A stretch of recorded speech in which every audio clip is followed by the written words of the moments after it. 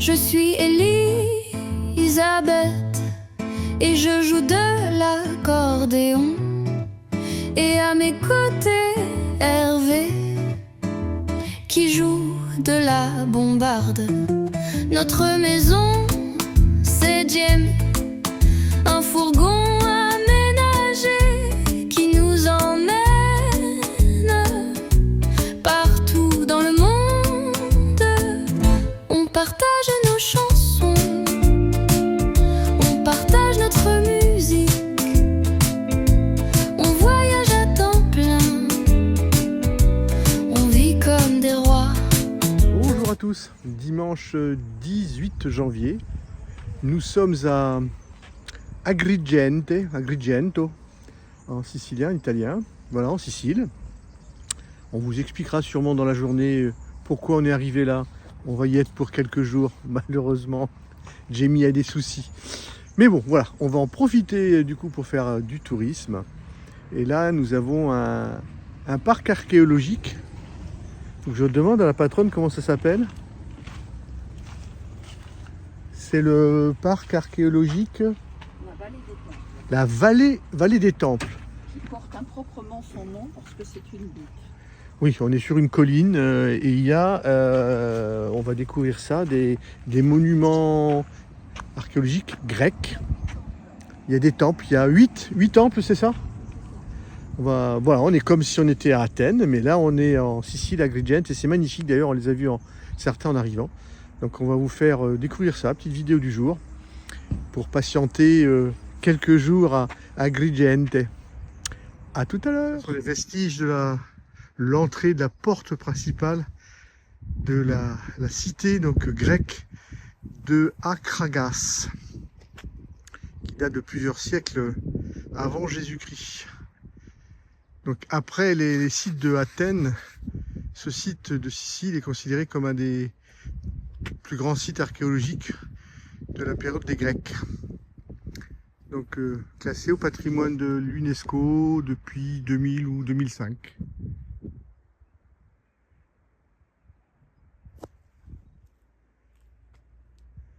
Et donc juste derrière, surprenant, voilà, la ville neuve de Agrigento.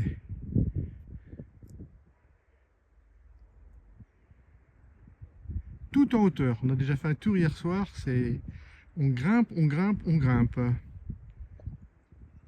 Donc les restes d'un palais. Donc la ville d'Akragas date elle était à son apogée au 6e siècle avant Jésus-Christ.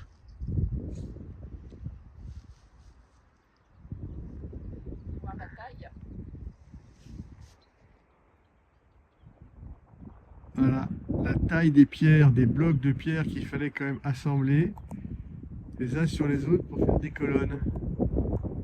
C'était les Grecs comme les Égyptiens, ils étaient sacrément costauds quand même. Après on le voit bien sur la colonne, c'est des sacrés blocs qui sont montés les uns sur les autres. Et qui tiennent encore 25 siècles plus tard. Donc à l'époque, 6e siècle avant Jésus-Christ, cette zone-là était remplie d'eau. Les Grecs avaient fait tout un système de collecte d'eau pour arriver à faire une énorme piscine centrale qui permettait, après par un système d'aqueduc, de ramener de l'eau sur la ville. Ils étaient très élaborés sur la collecte et la circulation d'eau. Et maintenant, c'est un parc naturel, arboré, plein de végétation. Là, on y voit des mandariniers et orangers. Le parc se visite.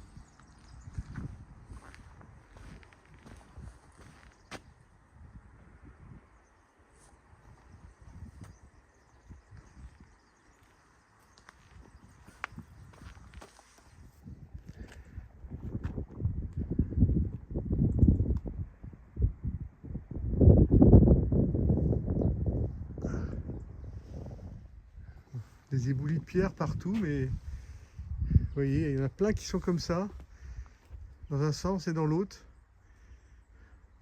Alors si vous savez ce que c'est, à quoi ça servait, on est preneur de l'info, hein, parce que là on n'en a pas. Est-ce que c'était dans la pierre, puisque là tout est effondré, mais des passages pour l'eau? Oui, il y en a plein qui sont creusés de la même manière.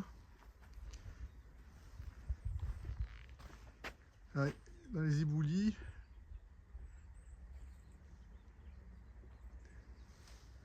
Donc là, on est en train de marcher sur une des allées de la cité. Il y avait 3 grandes rues principales et une trentaine de rues perpendiculaires. Et là, on peut voir, je suis persuadé,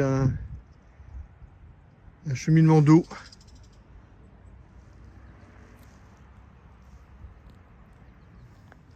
Il y a énormément de puits.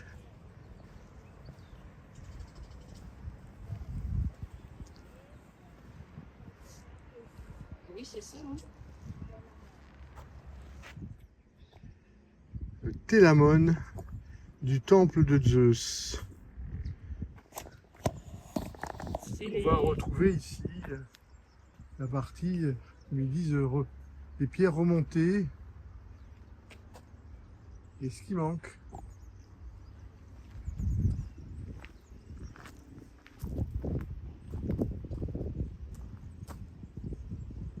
Là, c'est encore une autre ruine de ce qu'ils appellent les télamènes, donc comment dire, les géants qui soutenaient les temples.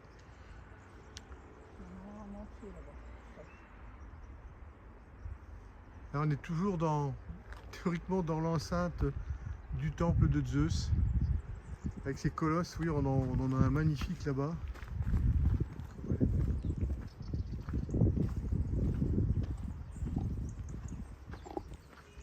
Là, on peut supposer les pieds du colosse. Les coudes. Comme ça. Ah oui. La tête. Oh, magnifique, oui. Hop, je passe devant. Ah oui, la tête du colosse, ses coudes qui retiennent la toiture, et les pieds sont là.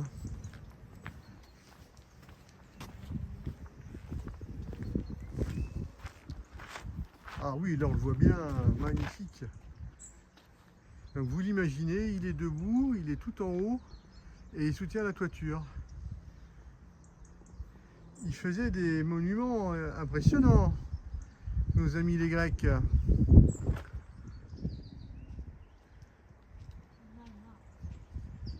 Voilà une des statues qui a été, donc qui ont été récupérées. Et vous voyez, ben là,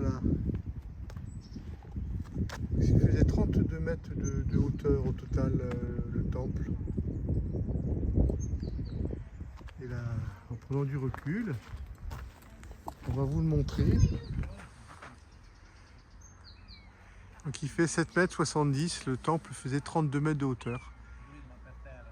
Vous voyez là-bas les pièces qui ont été refaites, qui manquent. Et celles d'origine. Impressionnant.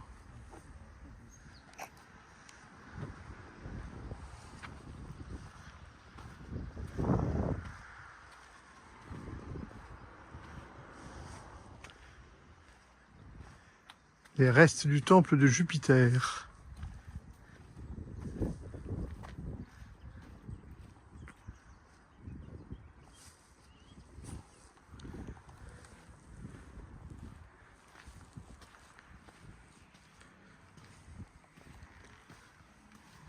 On va suivre Elisabeth, hein.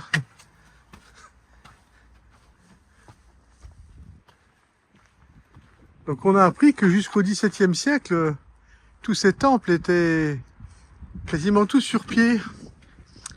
Mais au XVIIe siècle, ben, ils ont eu besoin de pierres pour construire d'autres choses d'ailleurs. Un môle, je sais pas trop ce que ça veut dire d'ailleurs. Et donc ben, ils ont tout détruit pour récupérer les pierres. Ce qui fait que c'est des fois un peu compliqué pour imaginer comment c'était à l'origine. Mais ils ont quelques gravures datant, alors pas du XVIIe siècle d'ailleurs, 18e, 1700, 1740, quelque chose comme ça. Une belle vue aussi d'Agrigente. Et le bord de mer. Bon, aujourd'hui, c'est pas un beau ciel bleu comme on avait hier ensoleillé. Il est couvert, mais ils annoncent la tempête demain, avec des vents à 80-90. Il va vraisemblablement y avoir de l'habitat creusé dans la roche. Alors c'est marrant, ces cavités demi-sphériques, il y en a toutes, sur toutes. À quoi servaient-elles? Si vous avez la réponse, merci. Les historiens en herbe qui nous suivent sur la chaîne YouTube, n'hésitez pas à amener vos commentaires. Il y en a plein.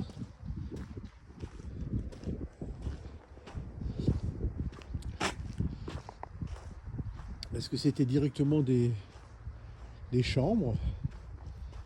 Alors on a eu des petites explications quand même. Donc ces niches sont creusées dans les murs de fortification de la citadelle grecque, mais ça a été fait beaucoup plus tard, puisque comme je vous disais, la citadelle, donc moins 400, moins 600 avant Jésus-Christ, et là ceci ça a été créé entre 400 et 500 après Jésus-Christ, dans les murs de fortification, donc ça a forcément diminué, voire détruit une partie des murs de fortification, et ce sont des niches pour mettre des sépultures, tout simplement. Voilà, encore un grand palais, temple. Avant d'être tout en haut, je vous prends quelques vues d'en dessous pour le voir mieux. Donc là, on a l'ancienne... on est sur les murailles. On a ici les ornières des roues, des charrettes qui passaient. Ce qui s'appelle ici la porte 3, qui faisait le tour donc des murailles. Le reste du temple de Junon.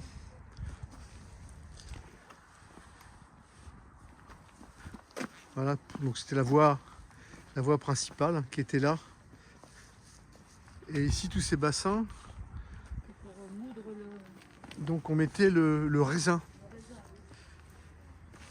Voilà, on faisait le jus de raisin. Et on voit bien que les passages dans les différents bassins,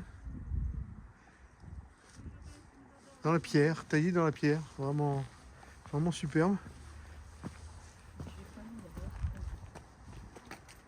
Et on va aller maintenant voir le temple de Junon.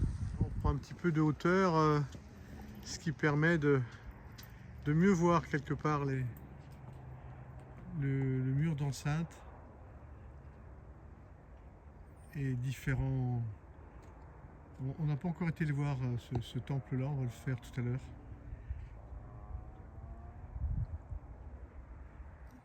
Dans le même sens.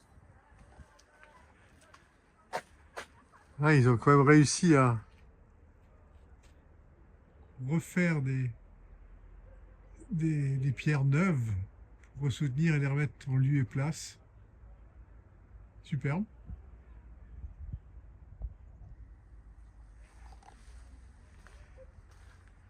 Alors, je ne sais pas s'il y a des spécialistes qui nous suivent là, sur la nature de la roche. Quelle pouvait être cette roche qui semble très friable, mais en même temps elle a 2600 ans. Mais on voit qu'il y a des parties extérieures qui avec le vent, la pluie, les intempéries se sont complètement enlevées, mais il reste quand même tout le cœur, ça tient toujours. Pour compléter les informations, donc voilà, on a bien sûr des salles funéraires. Donc ce qui s'est simplement passé, c'est que 12 siècles après la construction, parce qu'on était en moins 600, moins 500 quand la ville grecque a été construite, et arrivé au 5e, 6e siècle, on est dans l'ère chrétienne, et les chrétiens vont s'installer, vont reprendre possession des lieux, entre guillemets, et les murs de défense n'auront plus objectif de défendre la ville, et vont être creusés pour faire donc des sépultures chrétiennes. Et on a même un ancien temple, alors c'est le temple de la Concorde, qu'on verra peut-être plus tard là-bas, Le grand là-bas. qui a été transformé comment dire, en église, oui, Basilique Saint-Pierre. voilà, je crois.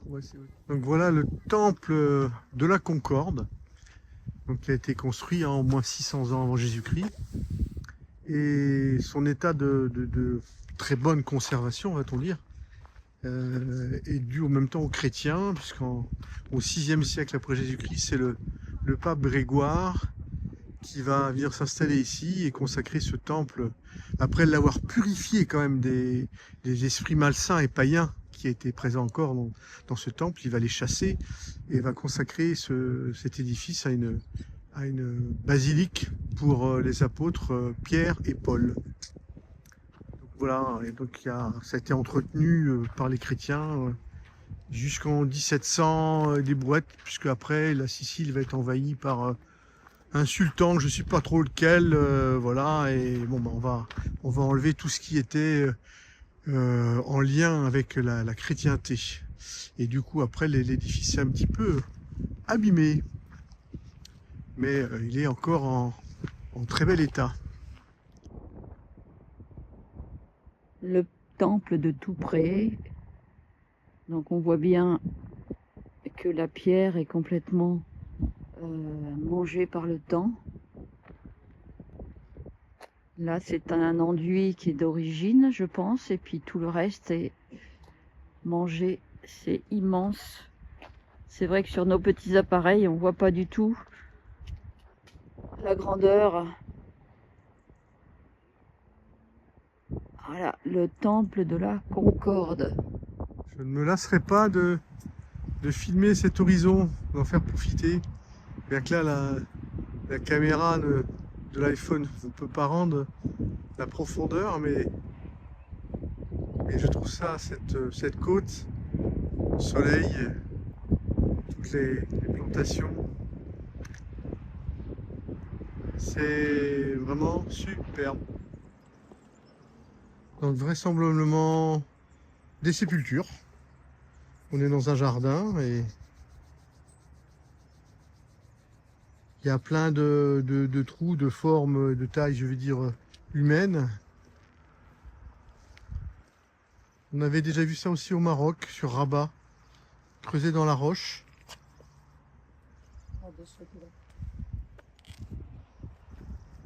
Oui, donc peut-être comme on a vu tout à l'heure, après le 6e siècle de l'ère chrétienne, où ils ont creusé dans les murailles pour faire des sépultures. Il y a eu différentes formes de sépultures, parce que il y avait celles qui étaient les chambres funéraires en demi-cercle, et là de la sépulture plus classique, enterrée.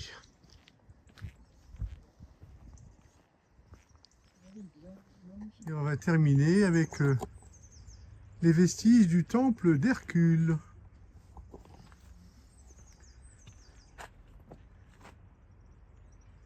Donc les 8 colonnes ont été remontées en début 20e siècle, je crois, par des Anglais. Vendredi 23 janvier, toujours à la Agrigente. Nous y sommes depuis samedi dernier.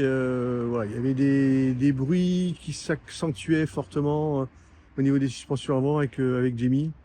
Donc je me suis vraiment inquiété. On a trouvé un petit garage. On a eu du mal à trouver un samedi.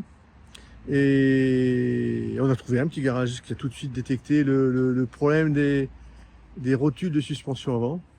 Une qui était carrément morte et l'autre qui était bien abîmée. Donc il nous a dit bah, vous roulez plus. Donc on est là depuis une semaine parce il ne pouvait pas nous prendre avant aujourd'hui. Puis le temps d'avoir les pièces. Et voilà, je vais même tourner. On voit le garage. Jamie est en place, ça y est. Ce qui a été quelque part dans Donne ma chance une chance, puisque la tempête Harry est arrivée sur la Sicile dimanche, lundi, mardi. Et du coup, comme on était à Agrigente, on a pu se mettre à l'abri dans un parking bien à l'écart, enclavé, parce qu'Agrigente c'est tout en hauteur. On était dans un parking à l'abri parce que ça a cogné très dur. Encore à Agrigente ça a été, mais si on avait continué notre descente, puisqu'on était en direction de Syracuse, et là il y a eu des gros dégâts. Voilà, donc les pièces ont été achetées juste au magasin à côté, je vous montre. Voilà, donc là le garage est là, hop, on passe le muret et on arrive à côté, accessoires auto, et il avait les pièces, les 2 rotules. Donc voilà, et puis on va demander, le garagiste est très sympathique, on va lui demander en même temps de faire un petit check-up autour de tout ce qu'il y a. Voilà, donc on est là pour la journée, je pense. Et voilà, Jamie réparé.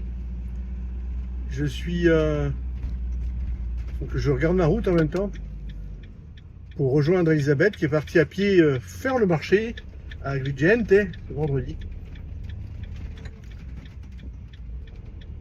Et une réparation bien faite, un super mécano, très sympa. Les 2 frangins, on a pu discuter, donner des bonnes adresses de restaurants. Je suis content en même temps d'avoir travaillé mon italien, continué à prendre des cours tous les jours. Là, c'est agréable de pouvoir discuter, se faire comprendre. Oui, un mécano très sérieux, il m'a montré des petites choses aussi à revoir et bien montrer les pièces, comment elles étaient cassées. Là, et j'ai bien vu la rotule de suspension à gauche, si elle avait continué, si elle avait simplement lâché, eh ben, la roue tombait, quoi. Elle n'était plus soutenue. Donc il était vraiment temps.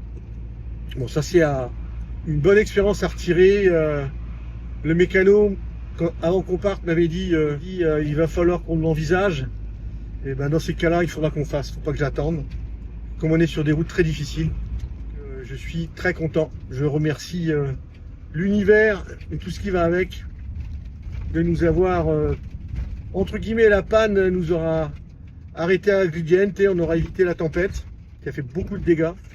Et si on avait continué, on serait arrivé à Syracuse, on aurait été en plein dedans. Donc, cool. Voilà, maintenant on recherche Elisabeth.